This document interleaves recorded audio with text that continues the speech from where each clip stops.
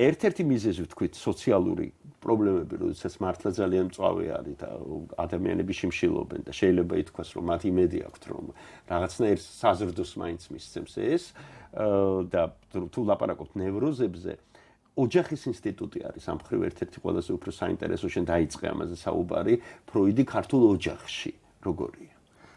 რამდენად ტიპიურია ეს? ხო, არა, ძალიან ტიპიური მგონია, იმიტომ რომ თავისთავად ფროიდის შექმნილი მოდელი ეს არის ოჯახური სცენარი, ოჯახური დრამაც კი ეწოდება, რა, დედა, მამა, შვილი.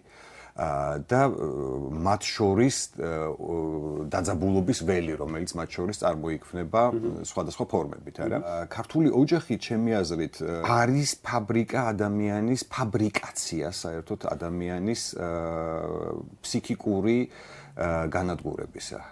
ეს არის ჩემი აზრით და მინდა რომ ამაზე კიდევ უფრო მეტი ვთქვა, ეს არის დასაბამი ჩვენი არათავისუფლებისაც, დასაბამი ჩვენში ფაბრიკა მონური ფსიქოლოგიისა და ფაბრიკა კასტრატული სახეების შექმნისა.